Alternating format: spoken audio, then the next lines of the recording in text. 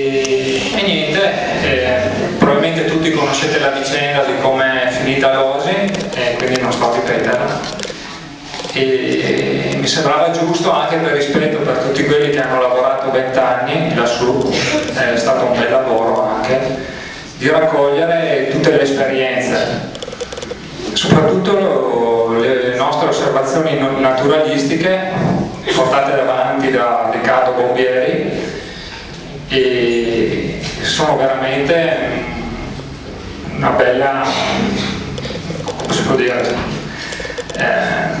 un bel corpo di osservazioni che nel SIC, e dopo vi spiegherò cosa ne mancava. Adesso do la parola alla dottoressa Sorbini che farà un'introduzione. Buonasera, no, io non faccio un'introduzione, non sono all'altezza forse. Vi porto il saluto dell'Associazione Naturalisti Veronesi, che come sapete è l'associazione naturalistica più legata al Museo di Storia Naturale, essendo nata nel 1946 per volere dei direttori del museo e per lungo tempo presieduta dai direttori del museo.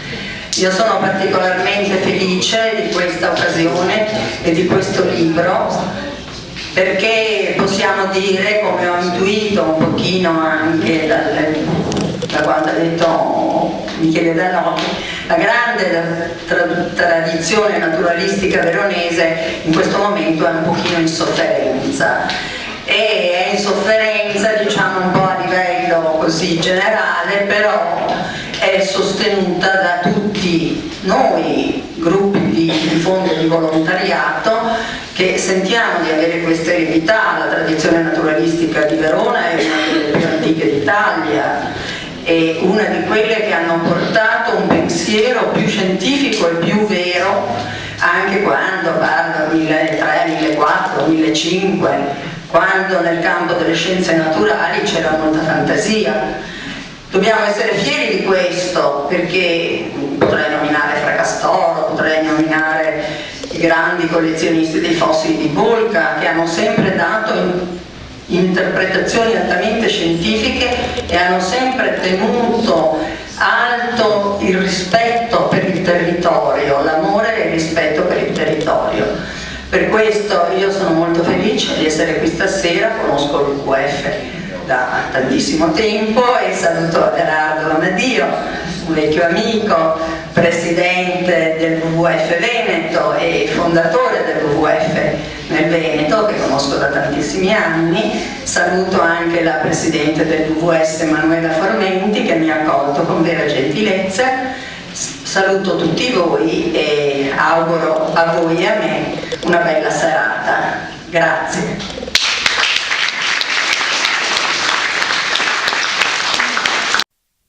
E quanto avete sentito è soltanto una parte della conferenza per la presentazione del libro sul Vaio Galina e Vaio Borago delle WWF di Verona, in collaborazione con il CSV Verona.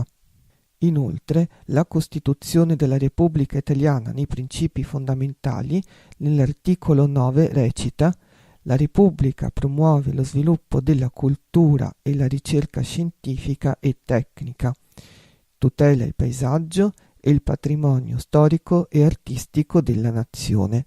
Nel Vaio Galina, fra l'altro, c'è anche Villa Guardini, che si può inserire a tutti gli effetti parte anche del patrimonio artistico della zona. Informazioni più dettagliate potrete ottenerle dal libro pubblicato dalle WWF di Verona sul Vaio Galina e il Vaio Borago. Ti piace quanto ha fatto il WWF di Verona per il Vaio Galina?